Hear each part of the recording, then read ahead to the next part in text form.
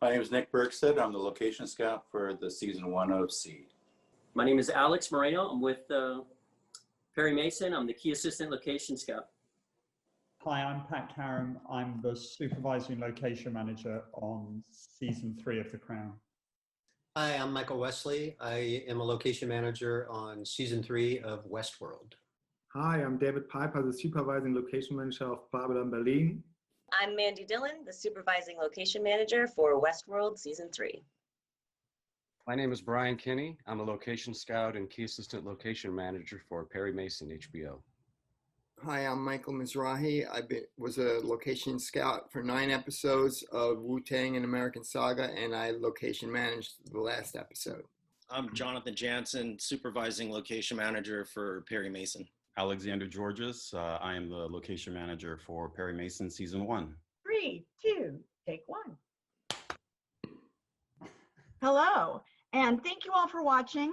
I am Jill Nauman with the LMGI, and we're here today talking to our LMGI 2020 award nominees for period television.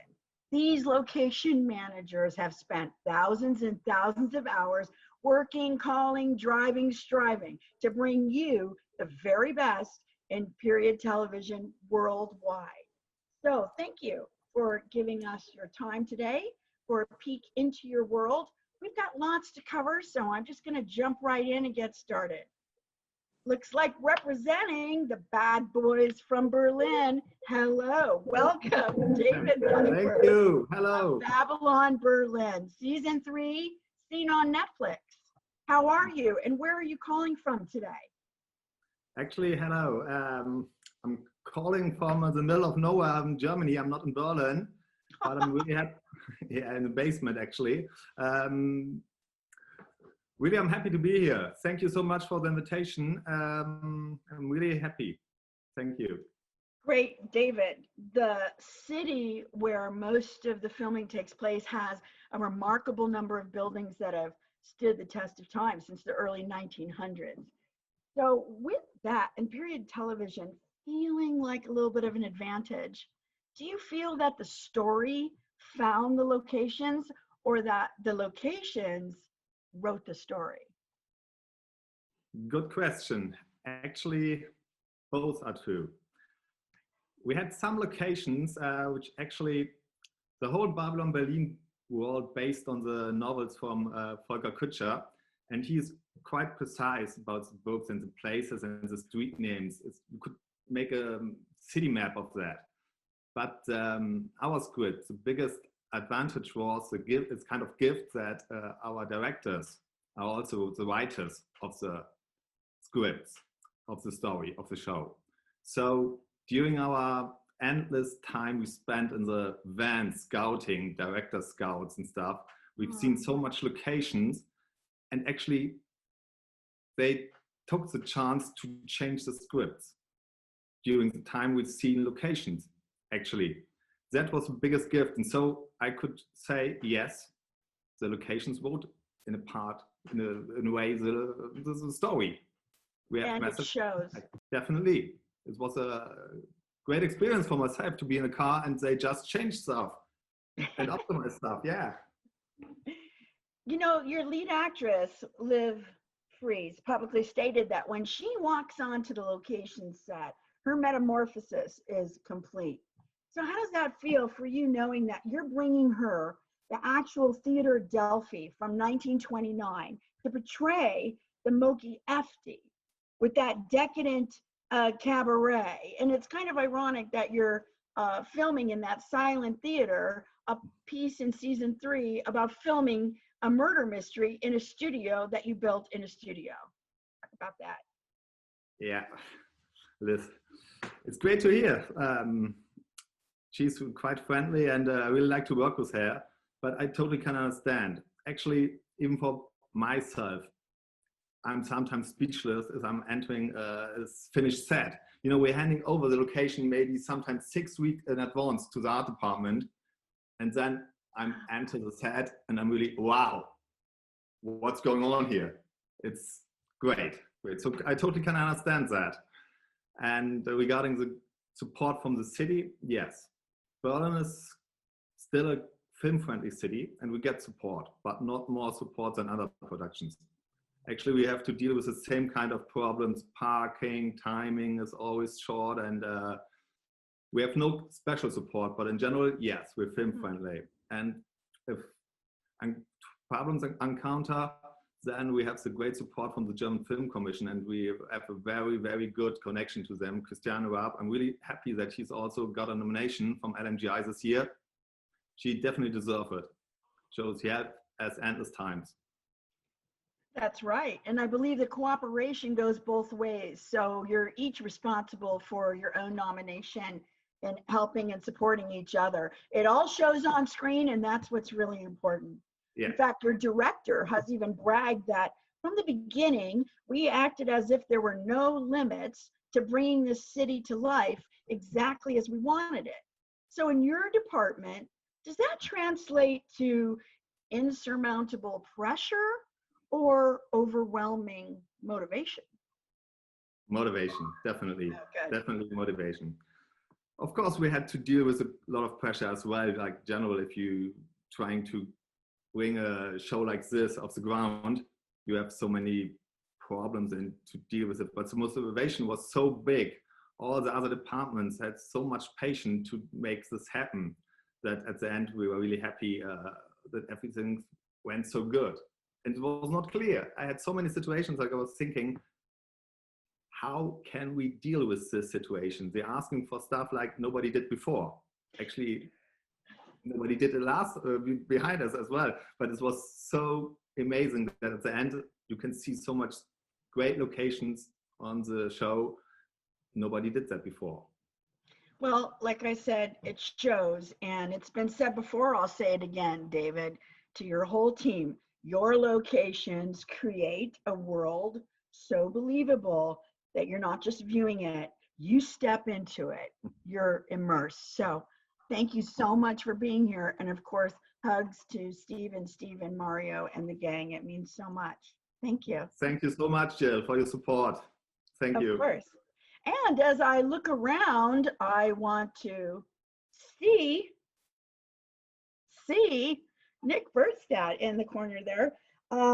Hello, Nick, lead location scout for C airing on Apple TV. How are you today? Where are you? And in a sentence, what is C? Good morning. Yes, I'm in Vancouver, British Columbia, Canada. And it's a nice early, bright morning. Nick, you provided locations in the most beautiful parts of the Canadian wilderness for a story about a blind population. So how does that contradiction influence your scouting? Well, we were asked to find the natural beauty of a landscape and to begin telling the story of the journey of the villagers and the characters in the story. They were very much wanting to see the Pacific Northwest look. They wanted to see natural environments. I think it was the beauty that sold it, coming to the west coast of Canada and showing the mountains, the rivers, the waterfalls, etc. And it really showed. It was quite good on camera. It is that series. If you haven't seen it, you have to take a look. It's a little bit different than anything we've seen before, I think, with that much wilderness filming. But Kuzaa Dam, that's, to me, that's like the holy grail of location finds. Palace of the Evil Queen Cane. How do you secure and film inside a functioning hydroelectric dam as an apocalyptic palace, which I'm seeing it looks like a little bit behind you there. Is that a little bit of a cheat for us? Tell us about that process. Yeah, we were asked to put a backdrop, and I thought I'd put that one up for you. This was a two-part location. We definitely couldn't film interior of the dam itself. This is an old dam in Jordan River in southern Vancouver Island. It was built in 1911, and it has seen its time. It's beginning to become a little weathered. It shows its age. So the exteriors were done at the Jordan Diversion Dam, and then the interiors of the Queen Cane lair were done up in Campbell River in a decommissioned pulp and paper mill. So it's a two-part location but the exterior of this dam, it was almost written for the script. I mean, we couldn't find a better dam than the one that we found here. I was going to say, not a lot of choices on that one. It's like, you know. Well, it's one of the first dams that was built. Yeah. Many of the remote locations were on indigenous land, apparently. So tell us about the relationships that were formed with the indigenous people. We have a lot of support from the First Nations peoples here in British Columbia. They're very supportive of filming. They like to showcase their lands, their territories. Very easy to approach. Many of the groups really want to have the filming. It's revenue generating. And the support is exceptional. We came across a couple of groups, one, for example, the Chehalis First Nations out in Harrison. They opened us up with full arms. They just didn't want anything to be in our way. They wanted to offer anything that we asked, and we couldn't have been more happier than that. Pairing that with the idea of when you're scouting, how is it taking it inside and bringing it out to the screen, experiencing the location so that your other senses come to the surface other than sight? How did you accomplish that? Well, I mean, as I mentioned, that the landscape is our number one asset here, and we needed to show the viewers what we have for what the character is. And the producers were very much in asking me to travel throughout the province. I spent pretty much 10 months on this project, looking for the locations. And we went from different landscapes from the Pacific coast all the way to the interior, the grasslands of Ashcroft, which was quite spectacular. So yeah, it was a really fun project to be on. I have to say, it was one of the better ones.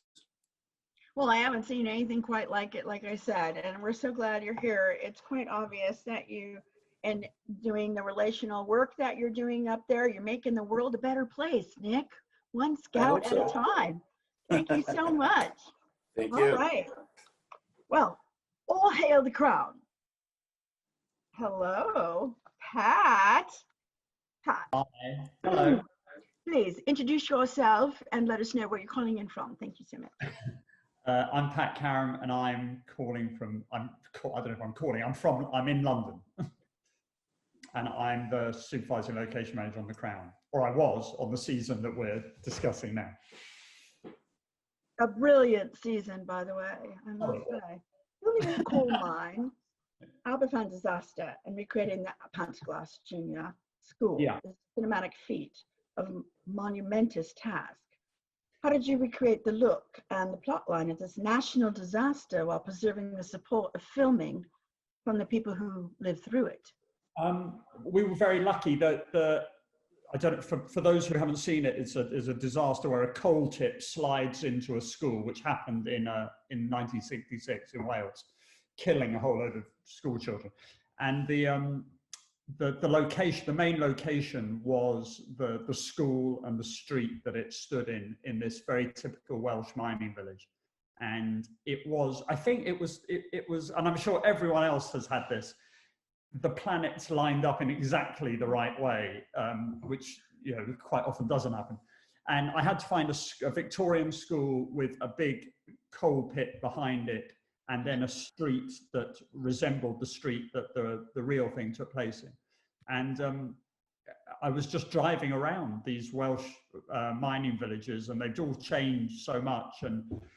And I literally just turned onto this street, and there was the school, and there was the pit, and there was the houses right opposite. And then they were actually moving out of the school into a more modern facility. So when we were going to be shooting, it was empty. So it was, I still think that was the most extraordinary, you know, it was because it could have been such a difficult location to find. The geography of it was so specific. And so yeah, it was great. Now that you've had that luck in your career, it will never happen again. It won't, no. Right. You know, there seems to be a never-ending choice of majestic halls and bedrooms and ballrooms, stairwells and staircases, and it just keeps going on and on and on to portray the interiors for this dynasty.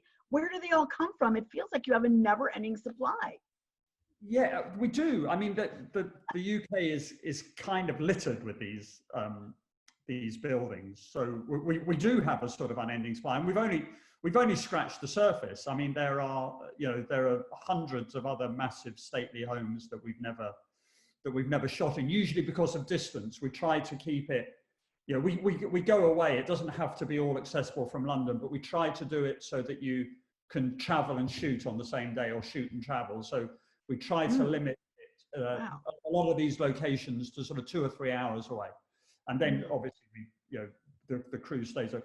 But there's a whole range of other locations, further north in England that I'm sure would be fantastic. But there is a seemingly never-ending supply of big posh rooms. Well, with just being there 2 to 3 hours, it sounds like you might just be lucky enough to walk in and shoot as is.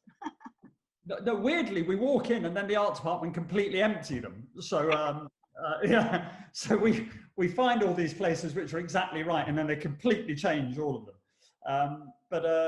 Yeah, I've slightly lost track of the big period posh rooms. They begin to blur into one to me again, and I'm amazed if people can actually figure out where we are. We spend a lot of time, a lot of thought about the individual palaces that the Queen has, and sometimes I wonder if the audience are quite as forensic about it. But Well, filming a historical drama has its own challenges, of course, because the public is often familiar with where the events actually took place. Do you try and gain access to the real places where these events occurred before going to find an alternate? we do try, with an extraordinary lack of success. Obviously all the real royal palaces, they're not remotely interested in being involved with us, and then we have quite a lot of the we wanted to do a very big scene, Winston Churchill's funeral in St. Paul's Cathedral in London, which is where it happened, and there was nothing, all we wanted to do was depict the actual event, and they wouldn't let us because quite often what happens is people are afraid of offending the royal family, and sometimes they feel it's easier to say no. So we actually very rarely film in the real places, usually for that reason. But luckily, there's, as we touched on before, there's usually a sort of wealth of locations that can quite effectively double them. I think our Buckingham Palace looks better, actually. Oh, yeah, it looks amazing. And there's not very many of us who would really know the difference, I think. No, yeah. I think we are lucky. I always slightly dread losing that location that we use for the Buckingham Palace, because then the whole show will look, very different. Well, it seems that you've answered my my going out question, which was possibly, do we think that royals approve or even watch it? I bet they watch it. Yeah, I bet they. I mean, Really? I would if someone made a massive drama about my family. I would. I think I sense that their enthusiasm for it may sort of wane a bit as we get closer to the present day. I think they may go from finding it quite quaint to finding it quite annoying. And I really look forward to the next season, Pat, being that we are coming to the 80s, and you know what that means. Not a dry eye, not a tulip left in Holland. We're coming into Princess Di era like the world has never seen. Say, show your face, Mom. So I really look forward to your depiction of that. Thank you so much. Okay. So we're going to go across, come back over the other side of the pond to the world of AI. if I'm not mistaken, by the way, since I have you, both the shows, The Crown and Westworld, have not only been nominated before, but wasn't there a tie win? In What was the tie? 2017. No better person to share with than you, Pat. Exactly. I was Wow. So this is now a second showdown between high society and cruel cowboys with robots. Well, let's not have another tie win. Let's just welcome in Mandy Dillon. Tell us your title, and your show airs on HBO. Let us know where you're calling from today for Westworld. Well, I'm Mandy, the supervising location manager from Westworld, and I am calling in from the beautiful hamlet of Alhambra, California. Wonderful. This season, the theme park's hosts have left the theme park and venture into the real world. So what were the directives finding this real world, knowing that it's just this much into the future? Well, on every season, our directive is to find the coolest stuff all the time. That's what we want to see, the coolest landscape, the coolest lake, the coolest building. So that was certainly true with season 3, except it was plus, plus, plus, because we had a truly global scope this season. When the hosts leave the theme park and we get into the real world, or our future world of, 2058, the directive was to find locations that have a consciously modern aesthetic, that are not dystopian. We are not allowed to say the BR word of another sci-fi franchise. That's a big no-no. We were looking for the sort of kind of a creepy utopia, really, trying to find locations that give the feeling of this calm, this reverence to the earth and reverence to the people. But the whole plot of season 3 is once you start to take off that beautiful greenery crusted shell of a building, you really see that's only available to some people and not everyone. Right. Well, Westworld creates a vision of the future that takes architecture from Spain and places it in San Francisco and adds buildings in Singapore into the downtown LA skyline. So what's it like to be inside that conversation and part of the creative process for that? It's awesome. It's like being able to choose like 20 different varieties of Lucky Charms, like when you sit down and the directive is anywhere in the world, like you, Mandy, location manager, tell me where in the world the coolest stuff is that you think we should build our season. Like, that's pretty awesome. That's a really huge responsibility, but it's also kind of mind-bending because it's like, well, where do we go? Do we go to France? Do we go to Poland? Do we go to South America? So we had some direction from the studio and we had some preliminary conversations about the places we wanted to go. Singapore has always been on our list of places, I think since season 1, which feels like a minute ago. So we've always looked at every season of Westworld with a world view. Season 2, we were based in historical situations in Japan and India. But here, because we wanted to focus on the modern, we wanted to go to places that give us this modern look. So Singapore was a natural choice. We also, I think, briefly had talked about Dubai and Spain. I know that's your next question, getting into how we ended up in Spain.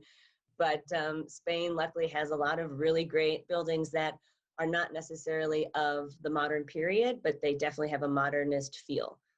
So it's amazing to have that laid out in front of you, and you get to be that much a part of the creative process where you are figuring it out and looking at a world map and, like throwing a creative dart and trying to decide what makes the most sense for this show for this season. Mandy, I think you've reached part of that gold standard of creativity input that the rest of us are still striving for. So congratulations with that. It shows in the product, and that's what's important in the end. The locations in Spain are standouts, obviously. The Delos headquarters at the City of Arts and Sciences, and the La Fabrica that houses the Brain of Data universe. So also with the medieval city that worked as the simulation in War World simulation. How did you zero in on Spain for all this? So HBO had a relationship with Spain because of Game of Thrones. And so they were sort of gearing us towards Spain. Yeah, which is fine because it ended up working out perfectly. It was one of those special situations. You know, it's difficult in Spain to throw a football and not find a really beautiful medieval looking town. I mean, I've worked there before. The country is amazing. So I think we had 5 or 6 top choices, and we decided on Besalú for our World War II Italian village. And, you know, La Fabrica was something that came up more so on the director scout. Ricardo Bofill converted La Fabrica, which was early 20th century concrete factory. And he turned that into his personal residence as well as architect headquarters. And so because we're all architecture dorks on Westworld, we kind of knew about that. And when the team went to Spain on the director scout, we made contact with Ricardo's son, I believe, through Bjarke Engels, who got us involved. And then Fresco Films and I, you know, staged a major coup to let the film, let the company in to actually shoot there, which I'm extremely proud of us and them for doing so.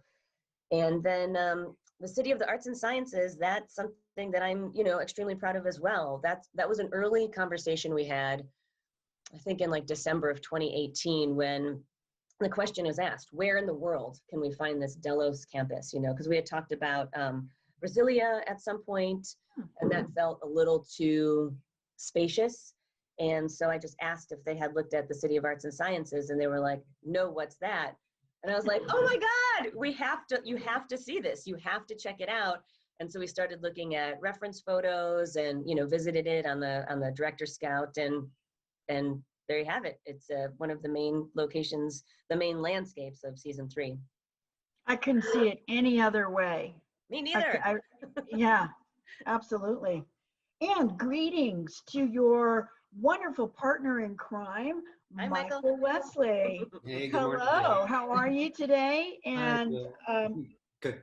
you're also in Los Angeles, right? Yes, I am. So, Okay, yeah. great. Michael, you know, you worked on such an amazing, iconic car chase in downtown LA. Wow. What is the infrastructure of the city, and how does it lend itself to staging this kind of action? You know, I think the infrastructure in Los Angeles lends itself to this kind of work. So it's because the city can offer up so many distinct looks that will satisfy the creative juices for directors, designers, and the cinematographers. You can double LA for New York City, past and present in different areas, and as we did here, you can film it as Los Angeles in the year 2058.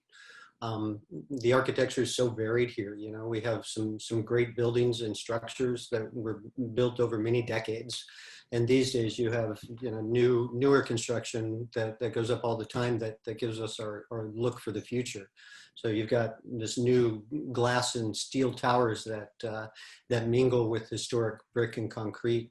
So it becomes just a rich texture that shows up on the screen. So when you couple that with automobile ramps that negotiate Bunker Hill and raised pedestrian walkways, bridges, and tunnels, it becomes a cornucopia of some really stunning visuals to take advantage of. And one last point, and very important, is the city government. So the city of Los Angeles has the willingness and the expertise and understanding to allow this kind of work to be accomplished safely, and to accommodate a timeline on us that is most often a moving target as well. That is very nicely put, yes. And I think that you did take great advantage of all that the city had to offer in a way that, again, we hadn't quite seen it before, even in familiar places. So be complimented there. As a matter of fact, even watching it, my heart was racing with all the automatic gunfire at night and car flips, car chases, explosions going off everywhere, all kinds of stuff. Did everything go as planned? Well, well, you know, as they say, it's good to have a plan. And our plan was our logistics covered 2 full filming units, filming simultaneously in separate closures over a period of 3 nights in downtown LA. As one unit would finish in one area, we would move equipment to the other unit, or that unit would vacate, and the next unit would come in, where we'd lift, you know, road closures and put down new closures, you know, a few blocks away. That was the plan to make it work. At one point, we had a stunt and special effects sequence where we were going to blow up and flip an SUV upside down in the middle of 5th Street. And the vehicle, and there was a stuntman inside driving as well. So the vehicle ended up veering a little too far to one side of the road, and it flipped and ended up landing on the sidewalk and taking down a live street pole that basically fell, you know, like a tree, and basically came within 5 to 6 feet of crashing into some massive, you know, plate glass windows of the U.S. Bank Tower lobby. So so that was, as you can imagine, among other things, it caused a delay for the rest of the night, you know. But after it happened, so our showrunner Jonah Nolan and our director Anna Forrester, they reviewed the footage they had. So they kind of looked at the aftermath that it had caused, and they schemed to make it work. And as you can see from the final product, when the light pole goes down, it's quite dramatic, and it ended up fitting seamlessly with the rest of the scene. So no, everything didn't go as planned, but as usual, our industry is one that knows how to pivot when need be to make lemonade out of lemons, you know. True. Yes, in cinematic fashion, you have just described what we call taking the glory, and like special effects says, we just blow it up, we don't clean it up. And I'm glad that they got all the production value they needed, probably without a thanks so far to you. But we appreciate you keeping us safe while you're filming it at night. So I know that you're taking all the steps necessary for that. And congratulations on somebody picking some amazing music foreshadowing to the next season. Gotta love that Pink Floyd ending season 3. Thank you very much, with Brain Damage. That was awesome. So I look forward to seeing you two on the dark side of the moon. Your world, Mandy, you know, your name came up in the raffle, if you didn't know. And so you have won this beautiful photo. This is Jill and Mandy together, photo proof that cool girls do hang out. So obviously I don't mind giving location council advice to Westworld. You can hang it in your bathroom where you see every morning, as I have done. As a bonus, resume right there. So you can see reference on the back. Your mission, should you I'm very honored. So, yeah, Thank you, Jill. All right, now let's jump back, okay, all the way back to the 1930s again, and join the folks over at Perry Mason, given to us by HBO. Let me say hello to Jonathan Jansen. How are you this morning, and where are you calling from? I'm good. I'm calling from Los Angeles. Jonathan, let me just say, you also are a graduate of LMGI, having been nominated for additional work, and thank you so much. I would pay you personally extra right now to see season 3 of OA, but we're here to talk, right? But we're here to talk about Perry Mason. So congratulations, you really hit it big with the Los Angeles fans. Boy, I tell you. How was the collaboration with the directors and also the art department on this one? It was great. I mean, this project, Perry Mason, was, one for the books. It's like one you always hope to get where, all the pieces and the people come together. But we had a great lead in Tim Van Patten, our producing director, from Boardwalk Empire fame. But yeah, he was fantastic. He's really into world building. And he prefers to shoot on location rather than stage or back lots. So yeah, we had our work cut out for us, like trying to bring this alive and making it as big as we could. And I think that you really did. It shows. Can you elaborate a little more on what his expectations were and the direction of the whole Perry Mason team overall? Yeah, I mean, it was really about, for him and our production designer, getting into the city, getting into the streets, and just, trying to feel as much of it as practically as possible. And then also, exploring the diversity of the city and trying to show parts of the city that don't normally get featured, but at the same time highlighting, areas that do, like, downtown Los Angeles, or, down at the beach, out in the grasslands of our farming community. Well, you really convinced me. It's like walking back into time, really. Alexander. Hello. Gorgeous. Hello. Good morning. Good morning. And you are also location manager for Perry Mason.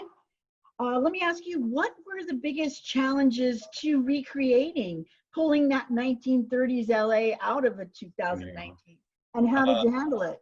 It was, Los Angeles is, compared to London or other major cities in the world, isn't really that old, and it's really changed quite a bit, especially since the 1930s. So much of the architecture and the landscape has completely changed, especially, Michael, you were talking about 2056 and how you can pull such a modern landscape out of all the new buildings, but trying to go back in the past is, you have to really brush away a lot of what Los Angeles has become. So you find yourself in a nondescript building that used to be part of the original old Chinatown before it was destroyed. And you can see how, Chinese immigrants swamped into certain small rooms of Los Angeles, or you can find yourself, what's in the middle of the arts district now in LA, or you can find yourself in Escondido trying to find a farm where you can build a airplane landing strip, but then get, taken away because the San Diego water district rights will not allow any gasoline to be, touching any of the farmlands out there. So you'll spend a week and a half out in Escondido and find out that you can't do any filming there, and then you'll go somewhere else. But, it's very interesting. You have to just, pull a lot of weeds out and a lot of street poles. So we ripped a lot of street poles out in order to make it look like 1930s Los Angeles. But you do it, and it looks good in the end. So you're very happy with it. And it certainly shows. And I have to say about that airstrip, I'm not seeing it in the poker faces of your colleagues here, but sounds like that was a little bit painful. Yeah, landing it right now. Yeah, landing a plane in anywhere in Southern California can be difficult, and then the place where we wound up choosing, we weren't allowed to land a plane, so we had to do a little movie magic. Looks like you're landing a plane, but you're almost touch and go, but you don't actually do it. So, yeah, but we built the strip, and it looks right, and it worked out in the end. If you need it again for season 4, I might give a little clue hint if the answer's 10 years old, but Golden Oak. I did it at work. So tell me, where was most of the show filmed? really most of the show was filmed in Los Angeles. You know, we did a lot of downtown. We did a lot of Pico Union.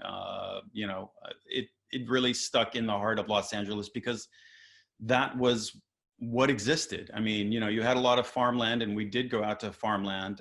You know, we did some Thousand Oaks. We went further than that, obviously. But I would say most of the filming wound up being in and around Los Angeles. Brian McKinney. Hello, Jill. Good morning, Brian. Always a pleasure to see you. You too. One of the lead location scouts for the series. How far and wide did you go, Brian, in your search? Tell us about it. Well, first of all, thank you, because I got my start in this career through you, one of my first jobs. But in answer to your question, we kind of scouted down near Banning, California for some old places. I think there was one place called the Gilman Ranch. Oh, yeah.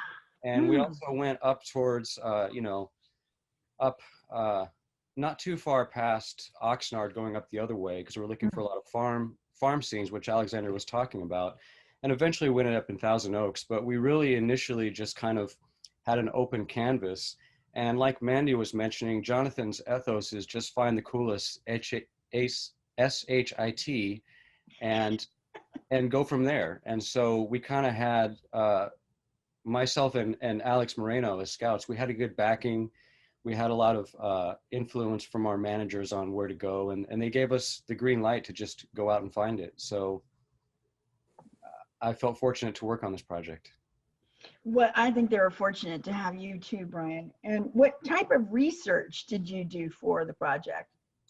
Well, everything needed to be authentic because, like Jonathan was mentioning, Tim Van Patten, great director, loved coming onto set to work with him, positive energy, and he's really into world building. So you want it to be authentic. So, you know, you try to find those anchors in Los Angeles that have that authenticity. So for example, Warner Grand Theater down in San Pedro, that was one of our first finds. And then San Pedro in general around that old district kind of became an anchor for us. Yeah. A lot of the bridges that you'll find, like Hyperion Bridge in Silver Lake, that's 1929. Okay. Barclay Hotel, that's 1897. So we really tried to find those places that already exist. And then like Alexander was saying, sometimes you have to wipe away the dust of, you know, 100 years to, maybe not 100, but to try to find that, you know, find that thing that the art department can then take over and work with. Alex Moreno. Hi, What Jill. was the most challenging aspect of scouting for you for getting that 1930s look for Perry Mason? It was trying to find that look, because you'll have a lot of buildings that look great on the outside, and on the inside it's the year 2020. So the challenge was big. Luckily, very grateful to be on this team. The producers and my managers were very flexible and open and creative. So we did parts and pieces of some buildings that you know, we had to match and put together the 1930 look. Sounds good. And it is reflected. Your work shows, and I appreciate it very much. What was your favorite part of the project, Alex? Favorite part of the project was obviously the camaraderie with my whole team. But one of the most exciting was we were in the middle of Koreatown, on a rooftop with some amazing professionals, pyrotechnics, shooting fireworks, just in the middle of LA. It was just so beautiful. And just to experience that and run that was one of the most exciting parts of this experience. I loved it. And just before we leave the West Coast traveling east, Brian, you were sharing with me a very special moment. You felt surrounded by the 1930s look and a heart of a project coming out of you for what you experienced near some bridges you were saying. Do you remember? You want to lead us out with that? Yeah, well, thank you. You. Sure, thank you, Jill. We were filming on the Hyperion Bridge, like it was one of our first setups. And myself and Alexander, we were on set, and we've got all these 1930 cars lined up, and we had a stake bed, and we had all these pizzas, because we made a deal with a local vendor. So we're all eating pizzas, but we had also a deal with some sandwiches, and we had all this excess sandwiches. And so we decided to go deliver it somewhere to a homeless encampment. So we just felt like,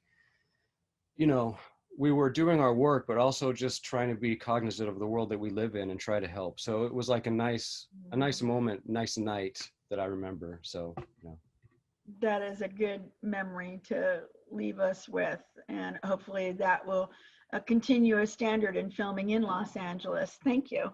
And as we move over across to, let's go to New York. Hello, Michael Mizrahi. How are you today? And tell us where you are. I'm in Staten Island. I live here. Oh, excellent. That's probably why I got the job too. No, seriously though. Your show, Wu-Tang, is seen on Hulu. At least that's where I saw it. And you were able to film in the actual locations on Staten Island where the members of Wu-Tang grew up, such as Bobby's house, right? And the housing projects, the infamous Park Hill and Stapleton. Why was it important to shoot there and not in a more film-friendly area of New York City? Well, the guys from Wu-Tang wanted it to be a Staten Island TV show. That's, it's a project of what do you call it? Of love, of that's what they wanted. It's a project of love. They cared about the story. They wanted authenticity. And we have it here. It's great. I love it because I live on Staten Island, right? And this is the best commute I've ever had. I walk out my door and I'm at work.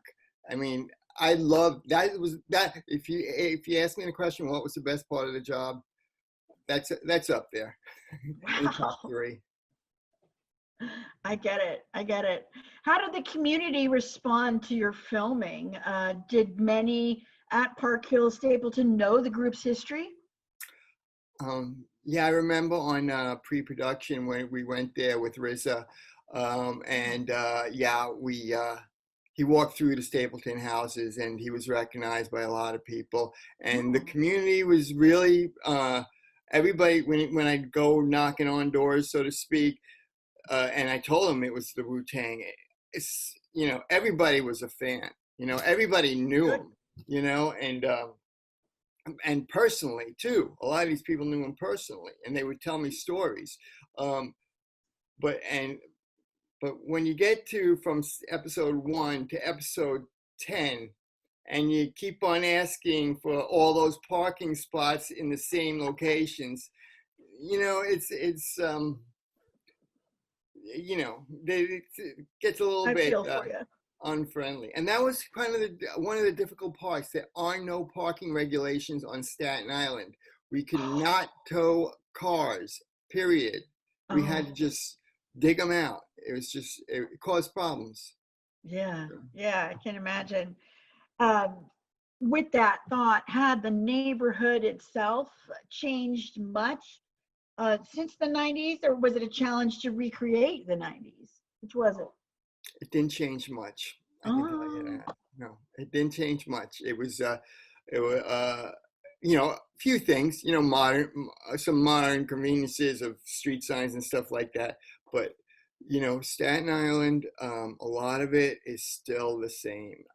You could do New York City here in 1980s. It's they're just starting some new construction, but a lot of it is still says 1970s, 1980s. So, yeah. Well, you may have some productions that head back. I know it's getting very popular, and like you said, opening up to filming now. So it's good that you are planted there, and we hope to see you again with all that it has to offer. Thank you so much, Michael, for being here. And thank you so much to everyone for being here, actually. Be sure to tune in and discover this year's winner by viewing the LMGI 7th Annual Film and Television Awards Show on October 24th at 2 p.m. You can go to the website, thelocationmanagers.org, and Isaiah Mustafa will be our host this year. And also, it looks like Spike Lee's going to be honored. So I'm sure there's many more exciting guests to come with that. If you're a member, check out, of course, don't forget about Compass magazines coming to your door, and we will see you on the website. Just remember that whether you're binging or whether you're skimming, pandemic or not, TV's not going anywhere. So you might as well sit back, relax, and say hello to your little friend. This is Jill Nauman with the LMGI. Thank you again, and we'll see you next time. Be safe and happy scouting, everybody.